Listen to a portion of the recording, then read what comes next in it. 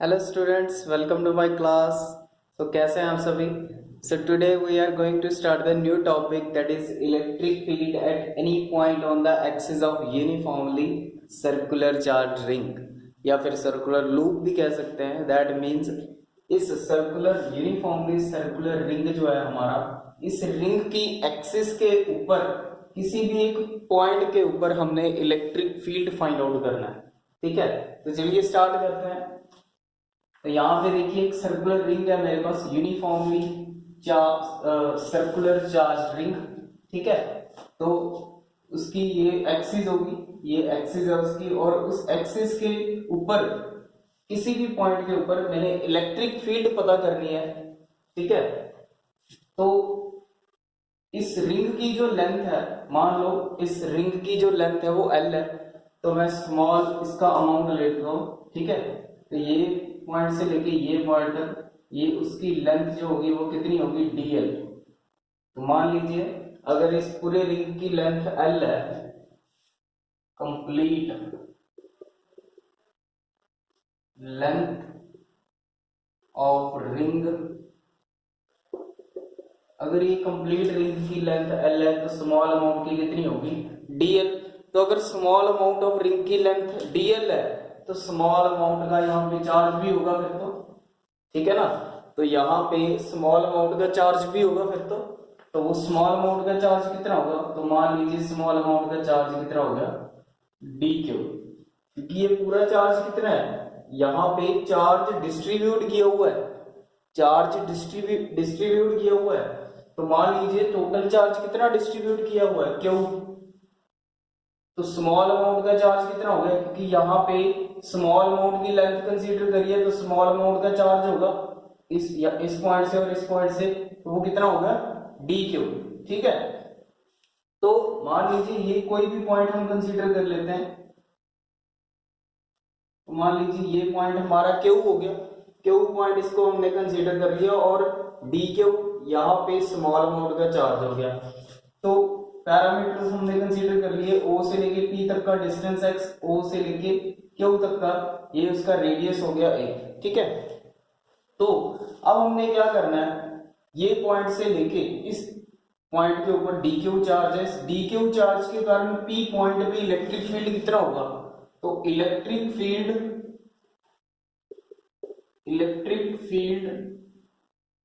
Eight point P due to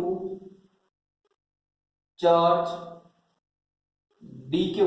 तो इस D Q charge के कारण पी पॉइंट पे कितना इलेक्ट्रिक फील्ड होगा, तो डीई, क्योंकि स्मॉल अमाउंट का चार्ज ले रहे हैं तो स्मॉल अमाउंट की इलेक्ट्रिक फील्ड भी होगी। ठीक है, तो d E is equals to 1/4 pi epsilon nought और d Q upon are square. तो मान लीजिए यहां से यहां तक का डिस्टेंस कितना हो गया, से आर, तो इतनी इलेक्ट्रिक फील्ड आ जाएगी हमारे पास। ठीक है, और इलेक्ट्रिक फील्ड की जो डायरेक्शन होगी वो इस तरफ होगी, ऐसे डीई, इलेक्ट्रिक फील्ड की डायरेक्शन इस तरफ डीई। ठीक है, तो इसको थोड़ा एक्सटेंड कर देते हैं, ये एक्स एक्सिस को। तो ये हमारे पास इलेक्ट्रिक फील्ड आ चुकी है। अब थोड़ा डायग्राम में देखिए, उसको थोड़ा सा और कंस्ट्रक्ट करते हैं इसको। तो अगर मैं यहाँ पे एंगल कंसीडर करूं, मान लीजिए ये मेरे पास एंगल थीटा है, तो अगर ये एंगल थीटा है तो ये एंगल भी फिर तो थीटा हो जाएगा, और इस थीटा एंगल की वजह से ये जो इलेक्ट्रिक फील्ड है, यहाँ पे जो इलेक्ट्रिक फील्ड है ये क्या होगा, रिजल्टेंट इलेक्ट्रिक फील्ड, और रिजल्टेंट इलेक्ट्रिक फील्ड के कारण ये जो एंगल है ये इसको दो कंपोनेंट्स में डिवाइड कर रहा है। तो यहाँ पे जो कंपोनेंट होगा वो कितना होगा, डी ई कॉस थीटा, और यहां पे कितना होगा, डी ई साइन थीटा। ठीक है, मेरे पास इसके दो कंपोनेंट आ चुके हैं, DE cos theta and DE sine theta. और उसके बाद देखिए, अगर सिमिलरली यहां पे हमने ये चार्ज लगा, सिमिलरली यहीं पे सेम सिचुएशन लेते हैं, यहां पे भी अगर सेम चार्ज लेते हैं, तो मान लीजिए यहां पे भी सेम चार्ज है, और इस पॉइंट से इस पॉइंट तक का इलेक्ट्रिक फील्ड हमने पता करना है, तब भी रिजल्ट सेम आएगा। ठीक है, तब भी रिजल्ट जो है वो सेम आएगा।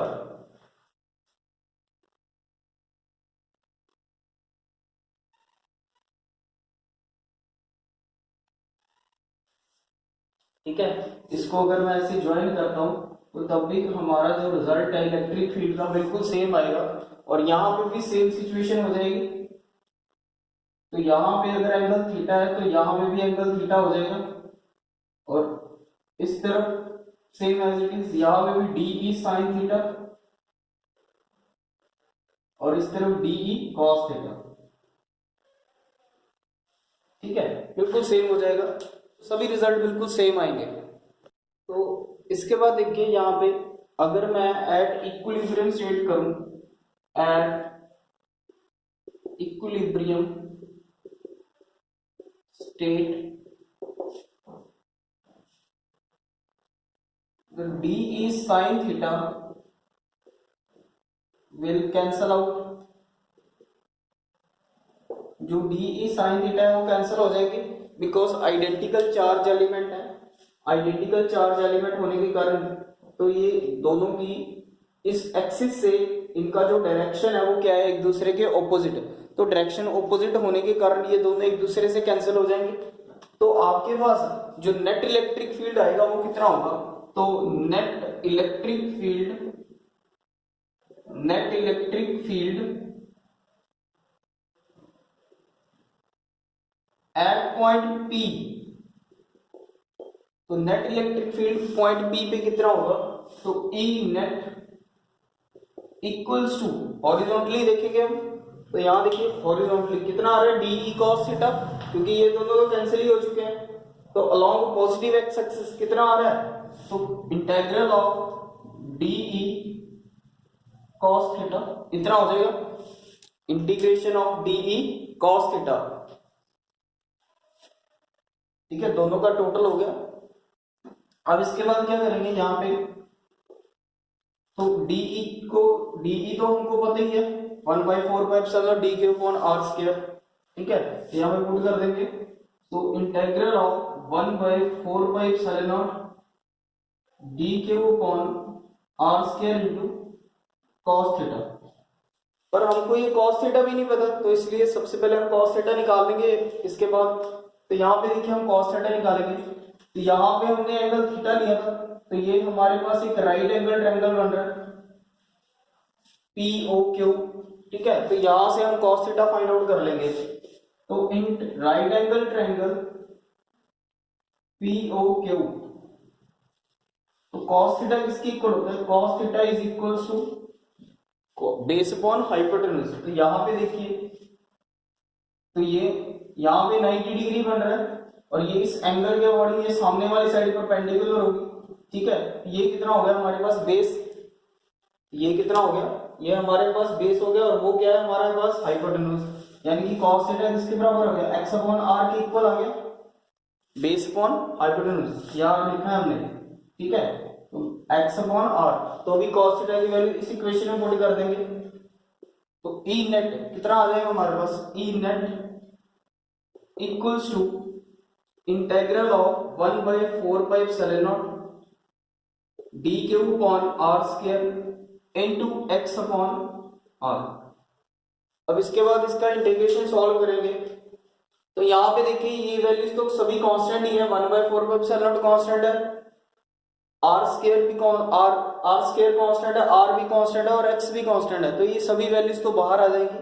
सिर्फ इंटीग्रेशन में क्या रह जाएगा, सिर्फ चार्ज रह जाएगा।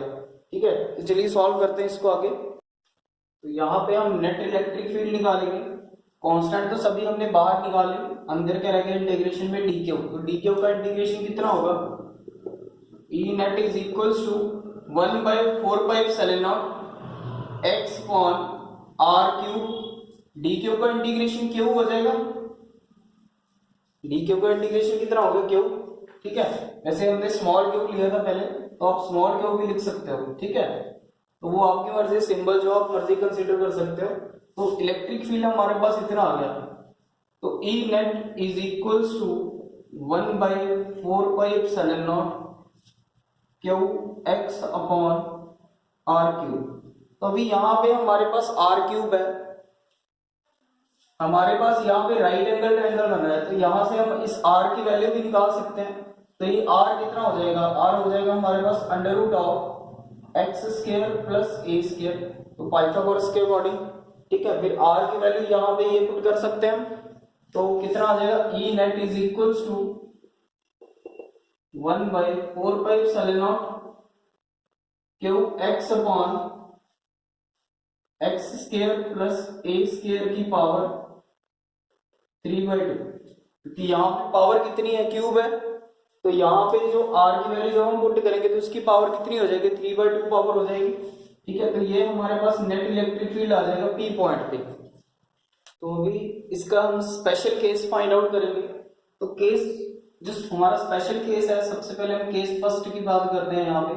तो केस फर्स्ट में क्या है, अगर ये पॉइंट पी बहुत ज्यादा दूर चला जाता है, कहते हैं if point P is very far away, अगर ये पॉइंट P बहुत ज्यादा दूर चला जाता है तो इसका मतलब जो x है, ये जो x है ये इंक्रीज हो जाएगा इस a से, उसके रेडियस से, तो इसका मतलब है therefore x is very very greater than a। तो अगर x की वैल्यू a से इंक्रीज हो जाती है तो यहाँ पे इस इक्वेशन के अंदर neglect a square in comparison to x square, तो इस इक्वेशन में a square जो है वो निगलेक्ट हो जाएगा। ठीक है, तो अगर a square निगलेक्ट होता है तो यहाँ पे जो हमारा नेट इलेक्ट्रिक फील्ड है वो कितना आएगा, तो E net is equals to 1/4π q x upon, तो यहाँ पे a स्क्वायर तो खत्म ही हो गया, तो x स्क्वायर की पावर 3/2, अगर x स्क्वायर की पावर 3/2 करते हैं तो ये 2 के साथ ये वाला 2 कैंसिल हो जाएगा, तो कितना रह जाएगा x क्यूब। तो यहाँ पे x क्यूब आ गया, तो ऊपर कितना है x, नीचे x क्यूब है, तो a पावर फिर रिड्यूस हो जाएगी, तो यहाँ पे कितना रह जाएगा हमारे पास x स्क्वायर। तो नेट इलेक्ट्रिक फील्ड कितनी आ गई, 1/4π क्यूब अपॉन x स्क्वायर, और ये तब होगा जब p पॉइंट अगर बहुत ज्यादा दूर चला जाता है। तो अभी यहाँ अगर मैं केस सेकंड की बात करूं तो केस सेकंड में क्या है, कहते हैं at the centre of the loop, at the centre of loop, तो सेंटर ऑफ लूप, ये लूप है, ये उसका सेंटर होगा, लूप के सेंटर पे हमने इलेक्ट्रिक फील्ड पता करनी है वो कितनी होगी। अगर हम लूप के सेंटर की बात करें तो ये x खत्म हो जाएगा, p पॉइंट आते आते आते यहाँ पे पहुंच जाएगा, अगर यहाँ पे p पहुंच गया तो x वहां पे कितना हो जाएगा, 0 हो जाएगा। तो at the centre of loop x कितना हो गया, 0, अगर x 0 है तो नेट इलेक्ट्रिक फील्ड कितना हो जाएगा, तो ये हमारे पास इक्वेशन थी, अगर x 0 हो गया तो ऑब्वियसली नेट इलेक्ट्रिक फील्ड भी कितना हो जाएगा, 0, तो इलेक्ट्रिक फील्ड भी कितने आ गए हमारे पास, 0। ठीक है, तो आई होप ये आपको टॉपिक अच्छे से क्लियर हो गया होगा। चलते हैं नेक्स्ट टॉपिक की तरफ। तो हमारा जो नेक्स्ट टॉपिक है electric dipole in a uniform electric field, या फिर tau is equals to P vector cross E vector. तो इसका मतलब हम यहाँ पे ये प्रूव करेंगे, अगर किसी इलेक्ट्रिक डायपोल को यूनिफॉर्म इलेक्ट्रिक फील्ड में रखा है तो वहां पे वो कितना फोर्स एक्सपीरियंस करेगा। ठीक है, तो चलिए स्टार्ट करते हैं। तो ये हमारे पास यूनिफॉर्म इलेक्ट्रिक फील्ड है और उसके अंदर हमने एक डायपोल रखा हुआ है। डायपोल तो आपको पता ही है, एक तरफ पॉजिटिव चार्ज है दूसरी तरफ नेगेटिव चार्ज है, और दोनों के बीच का डिस्टेंस कितना है, 2 है। ठीक है, तो हमको ये पता है भी अगर ये पॉजिटिव चार्ज है, अगर कोई भी चार्ज इलेक्ट्रिक फील्ड के अंदर है तो वो फोर्स को एक्सपीरियंस करेगा, है ना। तो अगर मैं इस पॉजिटिव चार्ज की बात करूं तो ये इस यूनिफॉर्म इलेक्ट्रिक फील्ड के अंदर फोर्स को एक्सपीरियंस करेगा, और फोर्स किस डायरेक्शन में लगेगी, इस डायरेक्शन में बाहर की तरफ लगेगी। ठीक है, कितनी फोर्स लगेगी, F is equals to Q into E, इतनी फोर्स लगेगी, वो हमको पता है। ठीक है, अगर मैं नेगेटिव चार्ज की बात करूं तो ये भी फोर्स एक्सपीरियंस करेगा, और ये किस डायरेक्शन में फोर्स एक्सपीरियंस करेगा, अंदर की तरफ, तो वो फोर्स कितनी होगी, F vector equals to minus Q into E vector. ठीक है, तो दोनों फोर्सेस हमको पता लग चुकी हैं। ठीक है, तो अगर मैं यहां पे नोट करूं इलेक्ट्रिक फील्ड या फिर force on force experience by plus q charge in uniform electric field, तो F is equals to q into E. In magnitude की अगर मैं बात करूं तो F is equals to q into E. तो force experience by minus q charge in uniform electric field, तो वो कितनी होगी, F is equals to minus q into E. चलो मैग्नीट्यूड में अगर मैं नहीं लेता तो एज इट इज इसको ऐसे ही लिख लेते हैं हम वेक्टर फॉर्म में, ठीक है, क्योंकि अगर हम मैग्नीट्यूड में लेंगे तो ये प्लस में हो जाएगा, ठीक है, तो वो हमने शो नहीं करना।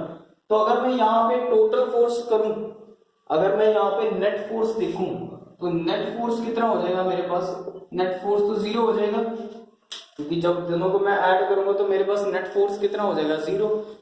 तो अब यहां से तो ये चीज प्रूव हो गई भी, कंक्लूजन ये निकला भी जो इलेक्ट्रिक डायपोल है, जो इलेक्ट्रिक डायपोल है वो यूनिफॉर्म इलेक्ट्रिक फील्ड के अंदर कोई फोर्स ही नहीं एक्सपीरियंस कर रहा। यहां से तो यही कंक्लूजन निकलता है ना, क्योंकि नेट फोर्स जीरो हो गया, तो यहां से तो यही कंक्लूजन निकलता है कि जो इलेक्ट्रिक डायपोल है वो यूनिफॉर्म इलेक्ट्रिक फील्ड के अंदर कोई फोर्स एक्सपीरियंस ही नहीं कर रहा, ठीक है। बट हमको एक चीज जरूर पता है, तो यहाँ पे देखिए ये जो डायपोल है, ये डायपोल क्या करेगा, इस इलेक्ट्रिक फील्ड में फोर्स इस डायरेक्शन में लग रही है, एक फोर्स दूसरी फोर्स इस डायरेक्शन में लग रही है, और ये उसका सेंटर है। तो ये इलेक्ट्रिक फील्ड जब फोर्स इस डायरेक्शन में मूव कर, इस फोर्स इस डायरेक्शन में लगेगी, तो यहाँ पे ये जो फोर्सेस हैं, ये दोनों जो फोर्सेस हैं, हमको पता है जो दोनों फोर्सेस हैं ये कपलिंग फोर्सेस हैं, और जहां पे कपलिंग फोर्स लग रही है तो वहां पे क्या लगता है, वहां पे लगता है हमारा टॉर्क। टॉर्क को तो बोलते हैं कपलिंग फोर्स, ठीक है। तो यहाँ पे ये जो हमारे पास इलेक्ट्रिक डायपोल है, तो ये क्या करेगा, इलेक्ट्रिक फील्ड के अंदर टॉर्क एक्सपीरियंस करेगा। टॉर्क क्या होता है, टर्निंग इफेक्ट ऑफ फोर्स, ठीक है। तो और जब टॉर्क लगेगी, जो फोर्स लगेगी वो किस डायरेक्शन में लगेगी, यहां से देखिए, ये जब टॉर्क लगा इस डायरेक्शन में, क्योंकि फोर्स लग रही है बाहर की तरफ लग रही है ना, तो ये ऐसे रोटेट करना शुरू कर देगा, ऐसे क्लॉकवाइज डायरेक्शन में रोटेट करना शुरू कर देगा। जब ये क्लॉकवाइज डायरेक्शन में रोटेट करना शुरू करेगा फील्ड के अलोंग, इस इलेक्ट्रिक फील्ड के अलोंग ऐसे, तो वहां पे ये टॉर्क क्रिएट होगा। और हमको पता है जब टॉर्क है वो किसके बराबर होता है, torque is equals to force into perpendicular distance between the forces, perpendicular distance between the forces, दो फोर्सेस के बीच का जो परपेंडिकुलर डिस्टेंस होगा तो उसी को तो हम टॉर्क बोलते हैं। और फोर्स तो हमको पता ही है, फोर्स कितनी लग रही है, अगर हम बात करें कि जो जनरल फोर्स लग रही है, जो कॉमन फोर्स लग रही है वो कितनी है, वो तो क्यू इंटू ई है। ये जो कॉमन फोर्स लग रही है दोनों के बीच में वो कितनी है, F is equals to q into E, ठीक है। बट हमको ये परपेंडिकुलर डिस्टेंस नहीं पता, ये कहां से आएगा, तो यहां से हम क्या करेंगे, इसको ज्वाइन कर देंगे, थोड़ा कंस्ट्रक्शन कर देते हैं यहाँ पे हम, ये लीजिए यहाँ पे हमने इसको ज्वाइन कर दिया, और यहाँ पे एंगल कितना बन रहा है 90 डिग्री, और ये क्या हो गया, यहाँ पे फोर्स इस लग रही है इस पॉइंट से, और यहाँ पे इस पॉइंट से फोर्स लग रही है, और इसका मतलब ये क्या है, दोनों के बीच का परपेंडिकुलर डिस्टेंस, ये क्या है, परपेंडिकुलर डिस्टेंस है। बट ये परपेंडिकुलर डिस्टेंस तो हमको पता ही नहीं है, तो ये हम फाइंड आउट कर लेंगे, ठीक है। तो मान लीजिए इसको मैं नाम दे देता हूं, तो ये पॉइंट मेरा हो गया C का, और ये पॉइंट A हो गया, और ये B, ठीक है। तो मेरे पास एक राइट एंगल ट्रायंगल बन रही है ABC, तो torque is equals to, torque means tau is equals to force QE into perpendicular distance between the forces. तो यही परपेंडिकुलर डिस्टेंस हमने फाइंड आउट करना है अभी। तो in right angle triangle ACB, तो यहां से हम ये परपेंडिकुलर डिस्टेंस फाइंड आउट करेंगे। तो कैसे करेंगे, आप यहां पे एंगल ले लेंगे हम, ये एंगल हो गया हमारे पास, क्योंकि एंगल के सामने ये परपेंडिकुलर है, ठीक है। तो साइन थीटा इसके बराबर होता है परपेंडिकुलर अपॉन हाइपोटेन्यूज। तो परपेंडिकुलर कितना है हमारा AC, हाइपोटेन्यूज कितना है हमारा, ये तो हमको पता ही है AB 2A के बराबर है, तो 2A। तो यहां से परपेंडिकुलर AC कितना आ गया हमारे पास 2A साइन थीटा। ठीक है, तो यहां से हमारे पास AC कितना आ गया 2A sine theta. So torque is equal to QE into 2A sine theta. तो ये हमारे पास रिजल्ट आ गया। अब इसको आगे सॉल्व करेंगे तो देखो कैसे करना है। तो torque tau is equal to Q into 2A into E sine theta. और ये क्या था हमारे पास Q into 2A, this is a electric dipole movement. तो हमारे पास जो रिजल्ट आएगा वो कितना आएगा, torque tau is equal to P, P stands for electric dipole moment, Q is equal to 2A होता है ना, तो PE साइन थीटा। तो ये हमारे पास रिजल्ट आ जाएगा टॉर्क का। तो ये तो हमारा स्केलर नोटेशन है। अगर हम वेक्टर नोटेशन की बात करें तो ये साइन खत्म हो जाएगा। तो इन वेक्टर नोटेशन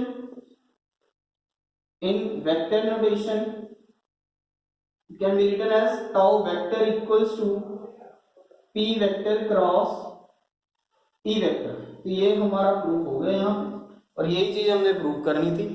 ठीक है, tau is equals to P vector cross E vector. तो यहाँ पे हम कुछ उसी टॉपिक के electric dipole uniform electric field के 3 स्पेशल केस हैं। तो केस फर्स्ट में देखिए क्या है। तो ये हमारा डायपोल है, इलेक्ट्रिक डायपोल, और इस इलेक्ट्रिक डायपोल को मैंने यूनिफॉर्म इलेक्ट्रिक फील्ड के अंदर मैंने रखा है यहाँ पे। तो अगर मैं यहाँ पे जो हमारा केस फर्स्ट है, कहते अगर ये डायपोल इस इलेक्ट्रिक फील्ड के पैरेलल हो जाता है, या ऐसे ये इलेक्ट्रिक डायपोल ऐसे रखा हुआ है, अगर ये इसके पैरेलल हो जाता है तो वहां पे हमारा जो एंगल है थीटा वो कितना हो जाएगा 0। अगर हमारा एंगल 0 है तो टॉर्क भी वहां पे कितना हो जाएगा 0 हो जाएगा। ठीक है, तो उसके बाद केस सेकंड में देखिए, केस सेकंड में क्या है, अगर यही डायपोल इस फील्ड के ऑपोजिट डायरेक्शन में रोटेट करता है, ऐसे मूव करता है, तो यहाँ पे फील्ड इलेक्ट्रिक डायपोल और फील्ड के बीच का जो एंगल होगा वो कितना हो जाएगा 180 डिग्री। अगर एंगल 180 डिग्री है तब भी टॉर्क जो है कितना हो जाएगा 0। ठीक है, उसके बाद केस थर्ड में क्या है, कहते हैं अगर ये डायपोल इस फील्ड के इस इलेक्ट्रिक फील्ड की ऐसे परपेंडिकुलर हो जाता है, परपेंडिकुलर मींस 90 डिग्री, अगर थीटा 90 हो गया तो टॉर्क कितना हो जाएगा, मैक्सिमम हो जाएगा, दैट मींस PE। तो आज के लिए वीडियो बस इतना ही, यहाँ तक हमारा टॉपिक जो आज का खत्म होता है। तो मिलेंगे नेक्स्ट वीडियो में नए टॉपिक के साथ बहुत जल्द। So I hope this will clear to you. Thank you so much.